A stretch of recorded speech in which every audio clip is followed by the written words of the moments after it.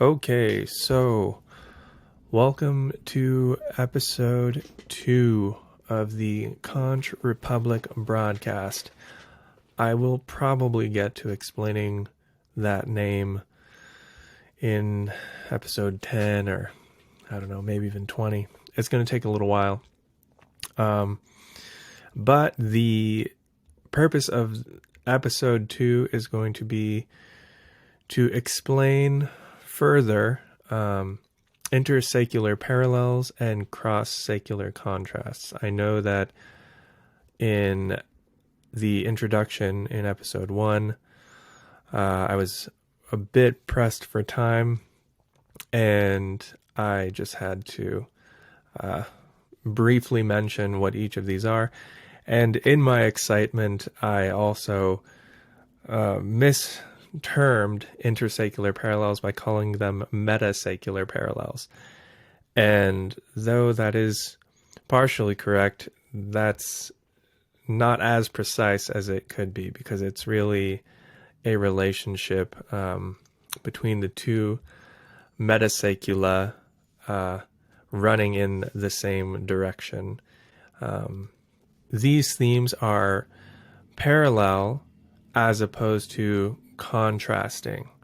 So, for example, the Glorious Revolution and what I think we're going to see with the conclusion of the millennial crisis are going to be very similar, though they are contrasting against the War of the Roses and the U.S. Civil War. And so I'll just click here to point these things out. So we have the Glorious Revolution here, and then we have the millennial crisis here.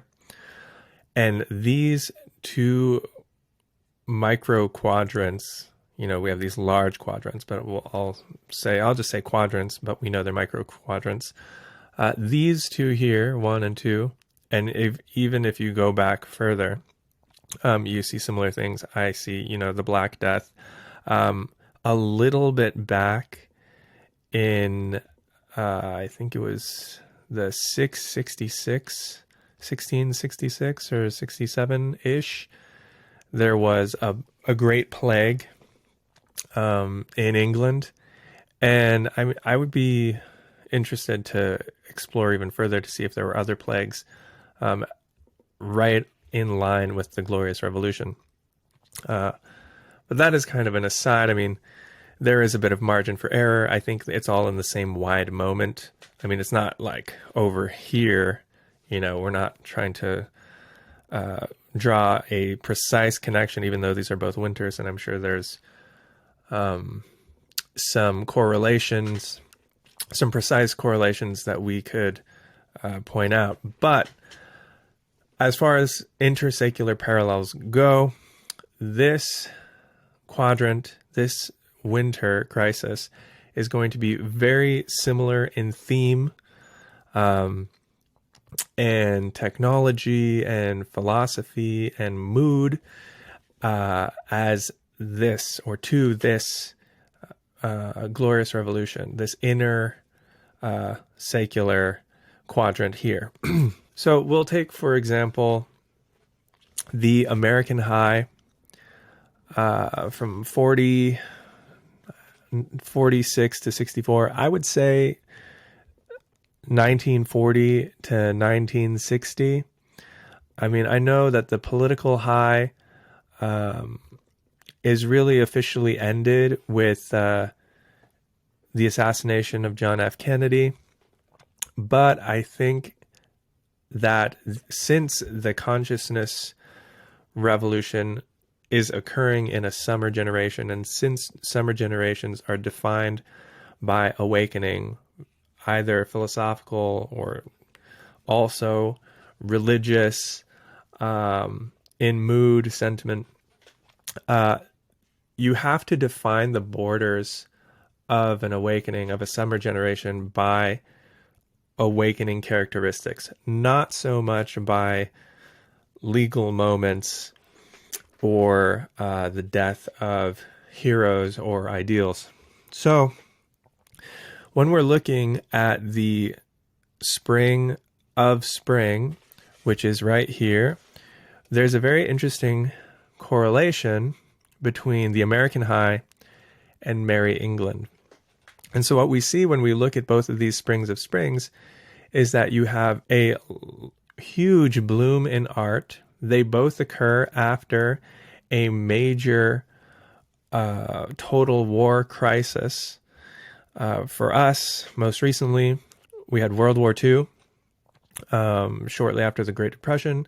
And for the people of Merry England and also Spain, that was very much a part of the conflict at the time, you have the Armada crisis, and other European nations were involved in this as well. Coming out of this winter of winter, which is the most total crisis that you can imagine, in fact, almost the entire Spanish Armada was destroyed, and England was completely on edge with worry. Coming out of that moment, you have a huge blooming of creative art and ideas. And this is something that is very characteristic of a spring, but you would find it to be increased even more if it's in a spring of spring. And so, okay, I'll take a second here to talk about one of the reasons why I thought about the possibility of a meta-saeculum in the first place. And that is when you're reading through Howe's book, I know I mentioned this a little bit, but I want to talk about it more. What you see is that the most that you could ever predict forward would be 3 generations. So if you find yourself landing in a spring, you can predict, okay, there's going to be a summer next, then there's going to be an autumn, then there's going to be a winter. And you can roughly, based on your agrarian metaphors, piece out what the nature of each of those generations is going to be. But you can't speak with any precision about what those events will be, which is the blind spot. Now, in addition to an inability to speak to any specifics, and, you know, maybe this is just something adjacent to the idea of hubris, but I had a question. I thought there must be a way. I mean, what if there were a way? That would be so interesting if you could predict more precisely than just thematically. And in addition to that, you have the question of what would make it possible for a person to be able to predict generation 5. So you're in generation 1, you're in the spring. There are 3 more generations before the cycle starts over with a new first generation, which will be the 5th generation from you. And it occurred to me that if each set of 4 generations had an overarching generation, then you could predict more precisely what kind of spring the 5th generation was going to be. And then you could predict more precisely what kind of generation the 6th generation is going to be. For example, if you're in a spring of spring and you can predict out 5 generations because you have a meta season ruling over the lower 4 seasons, what you have is, it's going to be an awakening spring. So it's going to be a spring with an awakening flavor. So I can predict more precisely what kind of events, or for the events that occur, what their nature is going to be. And so the critics may say, well, of course, if you take 4 generations and you set them in the right seasonal order and then you put it in a circle, of course you're going to have a cross-saecular contrast. It's going to be a consciousness revolution across from a transcendental awakening. And what of it? It's just an awakening across from an awakening, but there's nothing more to it. The problem with that, though, is that we do see that the overall flavor of the seasons in this orientation does verify, at least in my opinion, that there are overarching seasons for the subseasons. For example, the Transcendental Awakening, excuse me, was disintegrative. It was highly individualistic. And that's what you would find in an autumn.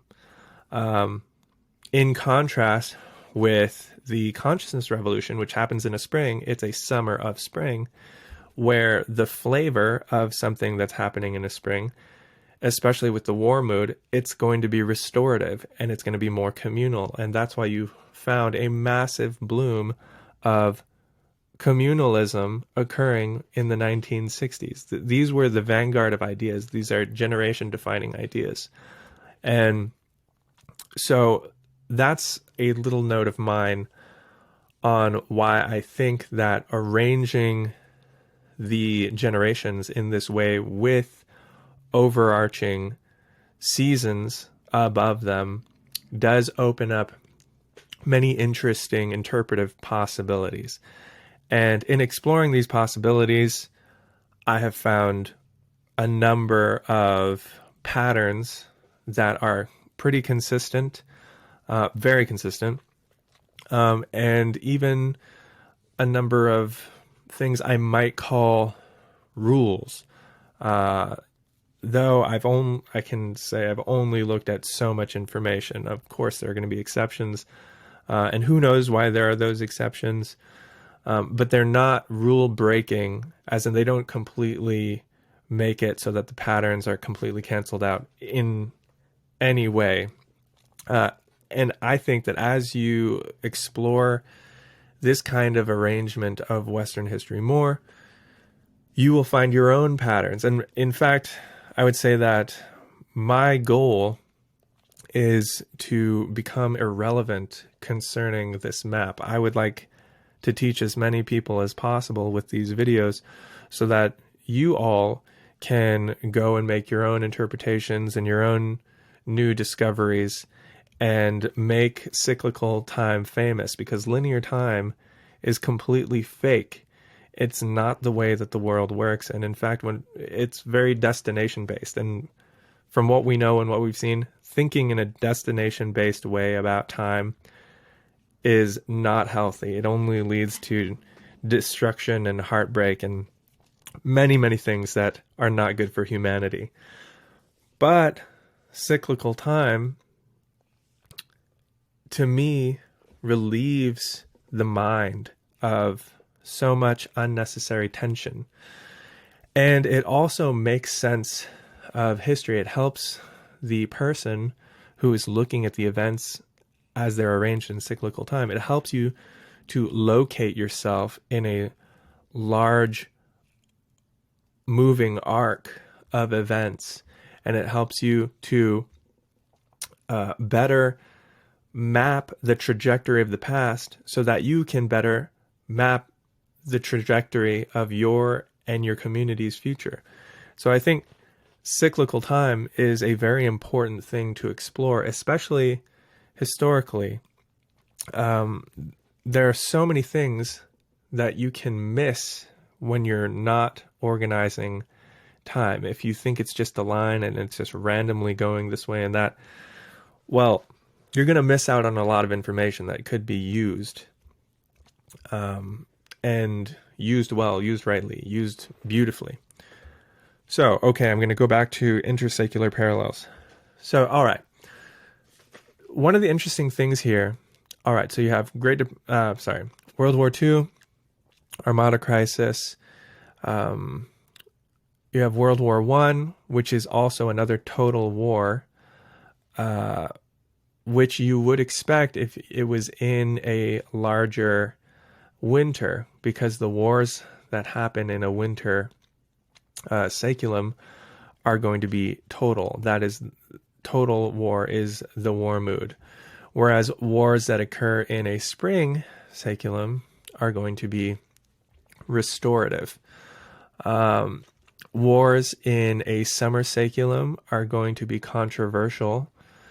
And it's very funny because the summer of spring also had a large amount of controversial activity concerning war. Any of the wars that occurred during the summer of spring were very controversial. There was much protesting. in fact, generation-defining amounts of protest. And that is actually what I think we're already seeing now with Ukraine, even just a few days ago. Very controversial. You can look at the events of Ukraine from many different angles, but we'll just stay in this narrative angle right now and say that it is a controversial event. It's not obvious to most people which side or what position to take on the conflict between Ukraine and Russia. In any case, concerning war mood, though, which I want to talk about for just a second more before I get back to the American High and Merry England, the wars that occur in a summer are going to be controversial, and then the wars that occur in an autumn saeculum are going to be inconclusive. And, slipping into a little bit of a comment on the U.S. Civil War, coming out of that into the Gilded Age, you can see that the U.S. Civil War was very inconclusive, but also total. And that makes sense because it's at the meeting point between the autumn and the winter saeculums. So you're going to get that kind of flavor with the outcome of the war and the kind of war that it is. So we have the American High, and we have Merry England. And one of the interesting things about the American High is that the American High seems to be the place in our recent history, the one place where we had the most popular and generally high quality art. And there's an interesting thing here, which is that it seems that art that's created in a spring of spring is it's able to be simultaneously high quality and high accessibility. So it's very good, and everybody can understand that it's very good. And this is something that you also see in Merry England, especially with Shakespeare and many of the poets. The art of Merry England was simultaneously very high quality and very high accessibility. And we have this down here. Yeah, this is really, it's the highest highs. It's the season of classics.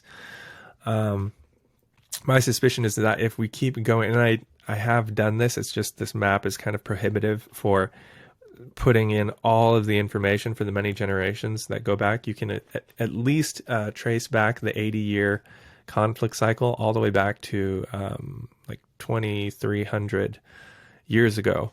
So about 300 BC. And the pattern it's very, very, very consistent.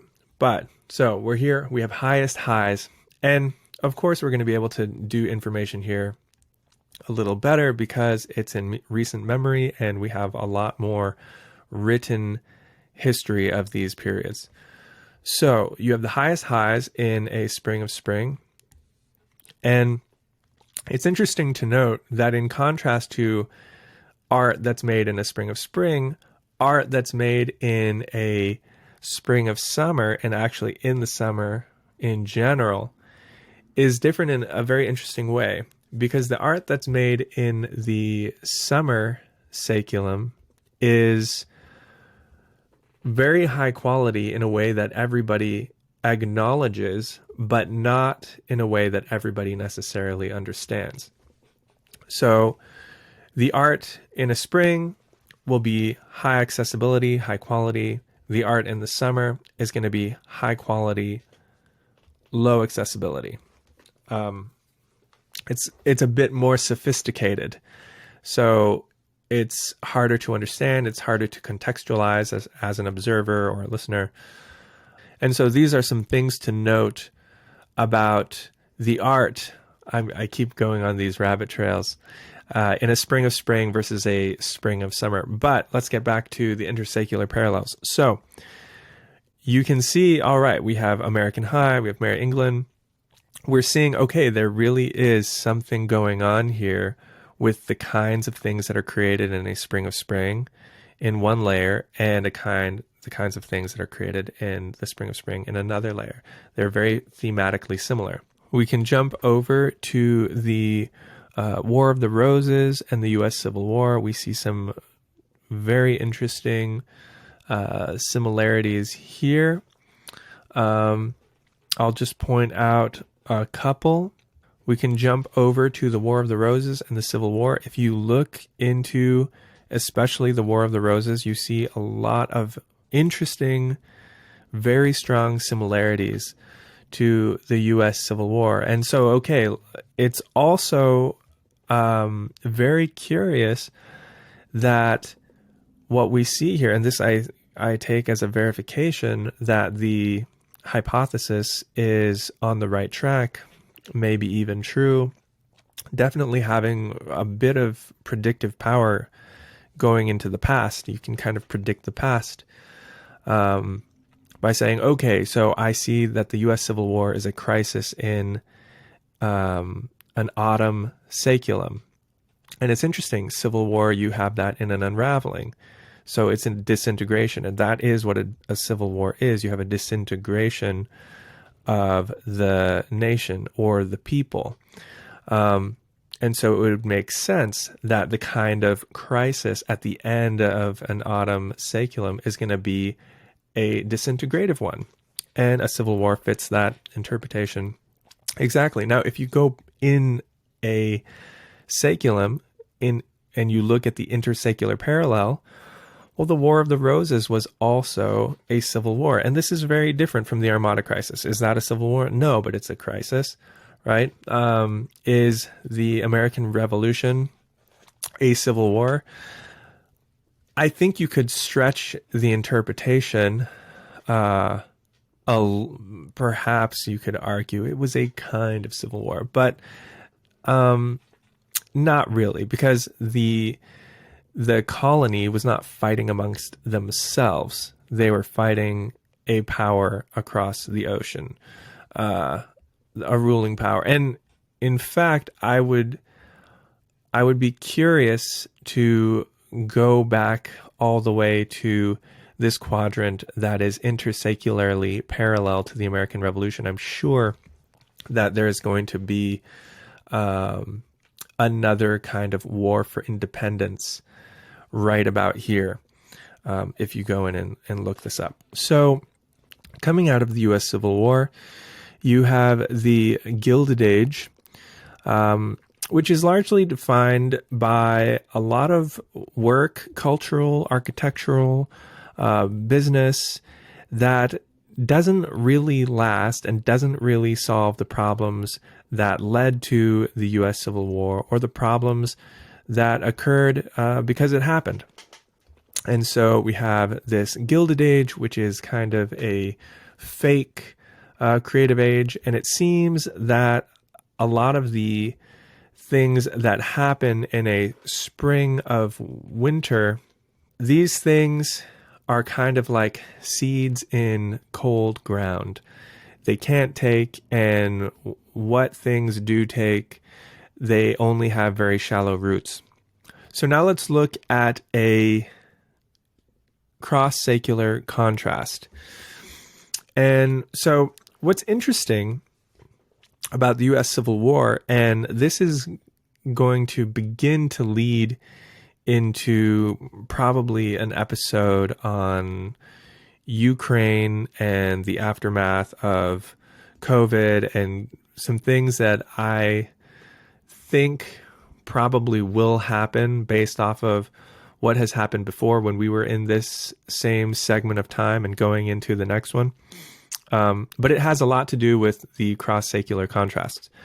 So I mentioned this a little bit in the previous video. The two main issues, at least at the surface, in the U.S. Civil War are the debate between the federal government and the states over who has the right to decide over issues that are not mentioned as being granted to the federal government to decide in the Constitution.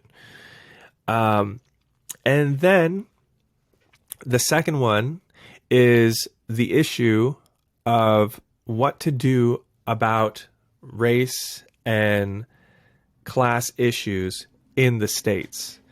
So you have these two issues. One is struggle between the federal government and the state governments. And then the other one is two-part. It's social issues, it's class and race. Questions, problems that are occurring in between the classes and between the races. And so the answer to these problems that was tried was, let's kill each other over it. And it was a highly kinetic way of engaging an argument. In fact, you're not arguing anymore because argument is not working. You've left argument, and now you're on to physical altercation. Your run-of-the-mill diplomacy by other means, which, listen, war has its place. But this was total war at the end of an autumn saeculum and going into a winter saeculum. And so we see it here. Now, one of the interesting things here is that if you go across the map 180 degrees, you will see that we're in a place where we're experiencing a lot of the same issues. We have a debate between the federal government and the states over vaccine mandates, what kind of rules, laws should be enacted in order to get people to comply with certain positions that the federal government has taken on how to respond to the COVID crisis. So you have states like, let's say, Texas and Florida and Montana, Wyoming, who are not so keen on complying. And then you have other states, let's say New York, California, who are all for complying and actually would like it if other states complied in the same way that they're complying. So you have that issue right there, states versus federal government. And then you have, again, the same social issues, increasing distance between the classes and less churn with the classes. And then you also have issues of race. So what we have here is a very precise cross-saecular contrast, or what is basically a narrative dialectic. These things are communicating with one another. What we see, though, and we're only able to see this if we arrange this in a meta-saecular way, is that the millennial crisis is probably going to first of all, it's going to answer the problems that the U.S. Civil War answered. It's going to answer them in a restorative and controversial way, but mostly restorative, I would say. It's not going to answer these problems in an inconclusive and total war way. It's also not going to be very kinetic, and we can know this because the last time that we were in this segment was the Bloodless Revolution. There are some very, very close similarities, thematic similarities that you see there with our last, I would say, 5-6 years. The king at the time was James II. He was the Duke of York, a king for 3 years. He was largely responsible for building New York. And in England, while he was king, he spent quite a bit of time working on a southern border wall to keep out the Spanish. And it was in large part the Parliament that worked to get him out of office because, as king, because he was a Catholic, which made him more what would probably be equivalent in the United States today, more on the right than the Protestants, who were in charge of Parliament, and they were on the left. So what happened a lot during his reign was you had a lot of protests, violent protests, riots, fires, and eventually James II got exiled. And I believe he went to France and spent, I think it was the remainder of his days there. But the end of his reign was one of exile, and the two monarchs who came after him, and this was apparently the first time this had ever happened, were William and Mary. So it was a man and a woman who came after James II. And it was because of them that peace finally came to England after a 100-year moment of long social unrest. And so the people were very happy about that. And after this glorious and largely non-kinetic revolution, they entered into a new Augustan age. Also on the way out, they were able to get a new Bill of Rights, the Bill of Rights of 1689. And so while I'm looking at our current quadrant, and which we're really on the border now of, and we're kind of in that great hour, that 3-year period, and maybe it'll go a little longer, could be a great hour and a half. But what I think might happen coming out of this, at least concerning America, I'm not going to talk about Ukraine in this episode, is that we will probably get the answer, the right, the restorative, though perhaps a little bit controversial, but it's going to be restorative, the restorative answer to the question of what the relationship should be between the federal and the state governments. There will be a solution that restores peace and integrity to the nation. In addition to that, we will probably also get a new Bill of Rights. And I can see this occurring especially because of the response to the pandemic that many of the governments took, and that they allowed people with businesses and corporations to take and to force their people to do certain things that they shouldn't have been forced to do because it violates their autonomy, their freedom of conscience. And so I do think that a Bill of Rights will probably come because that happened before, and it's probably going to happen again. I would also say that we should pay attention to the names William and Mary.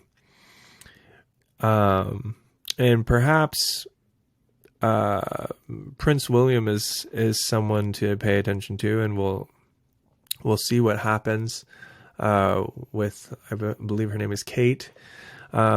What's interesting is that when a royal becomes king or queen, they take on a monarchical name.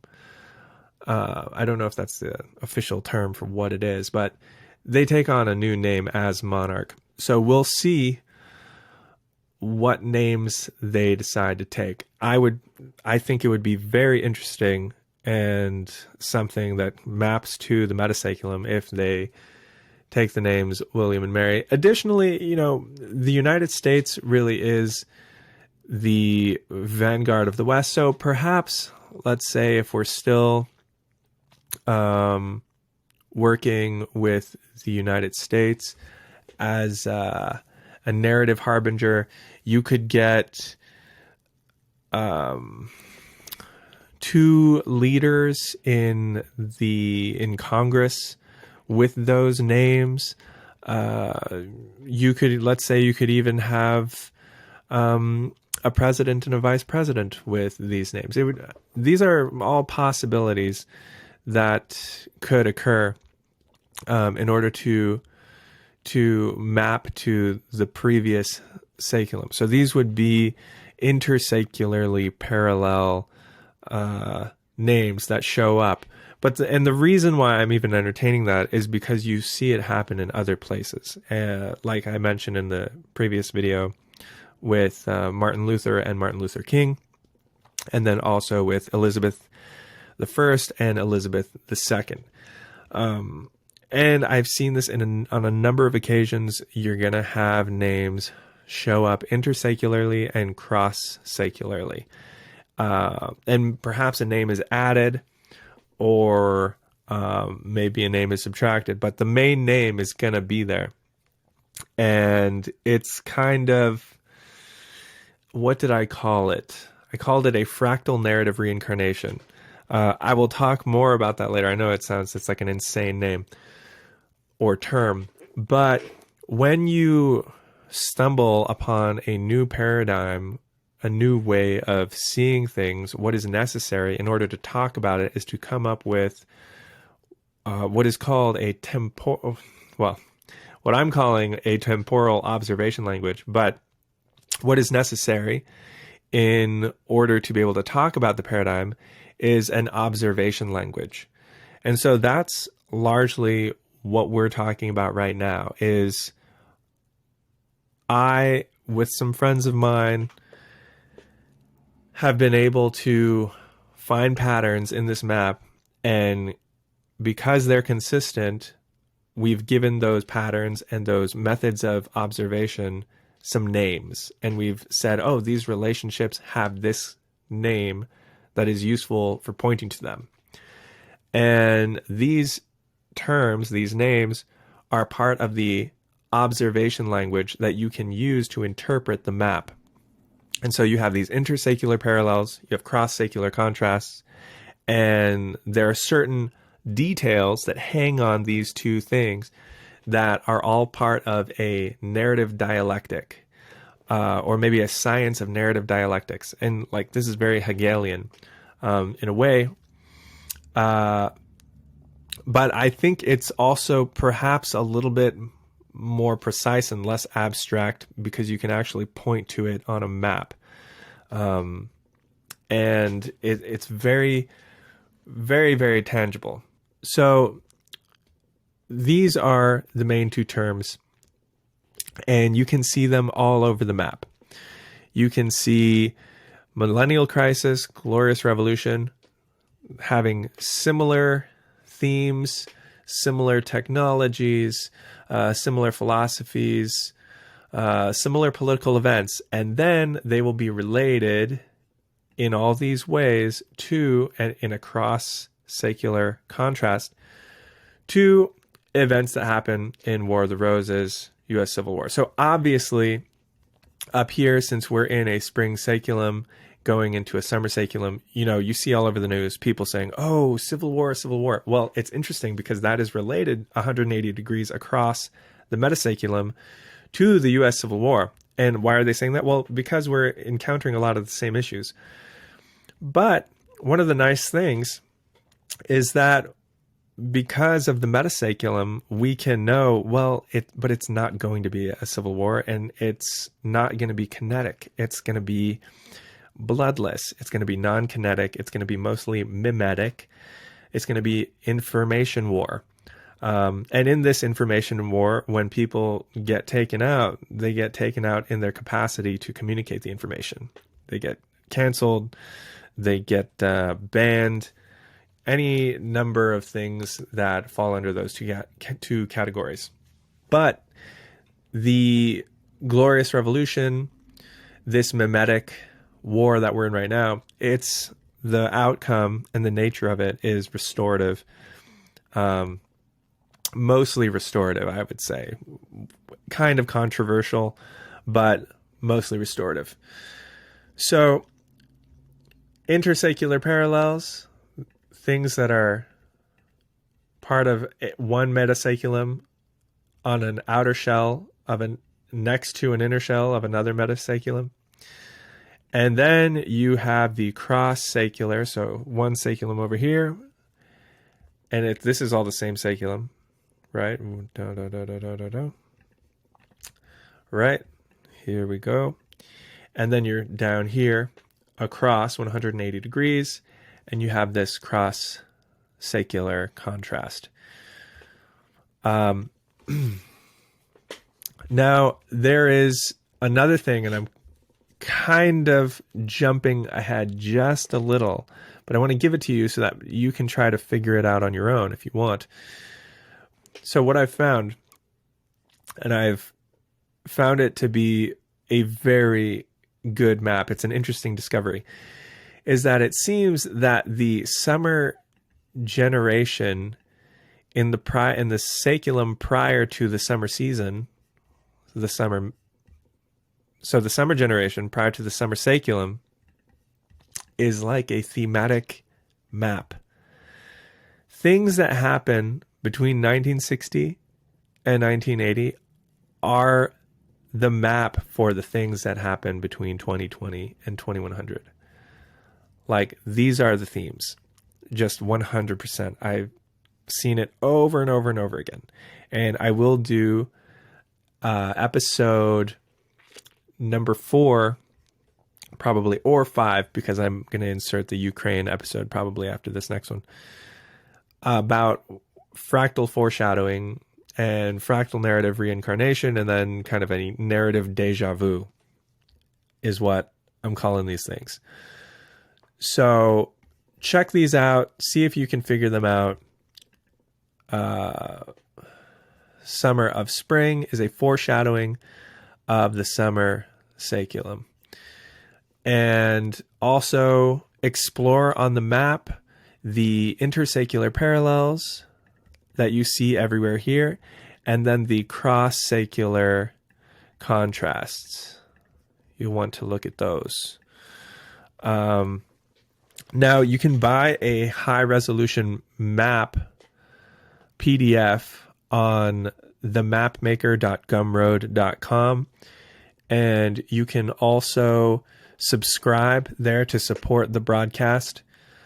I am going to be doing a video a week for as long as there are still things to talk about. I mean, I think this map is endlessly interesting, and there's all kinds of information that ties into it. There's astrological information.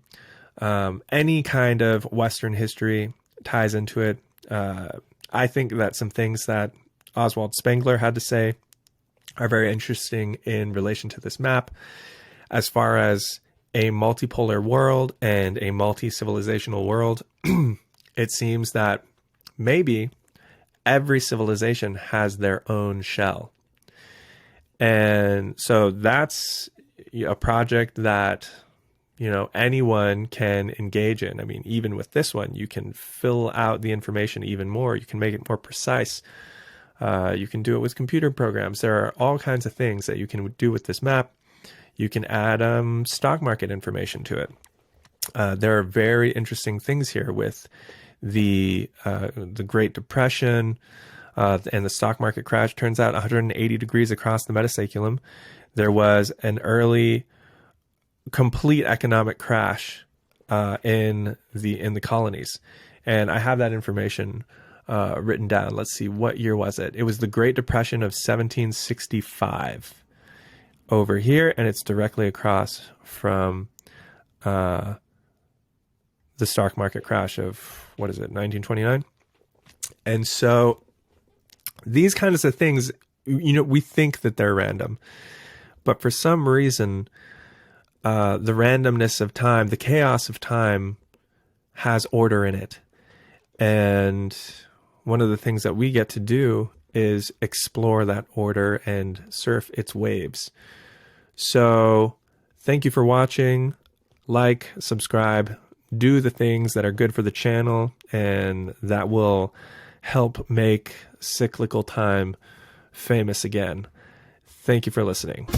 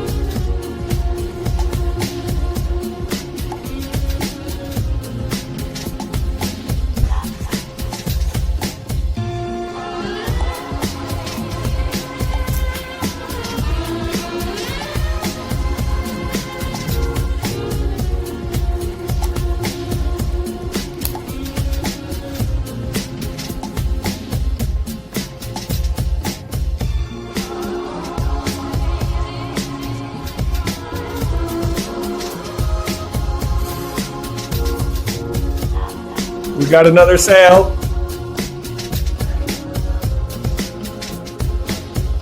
Our poster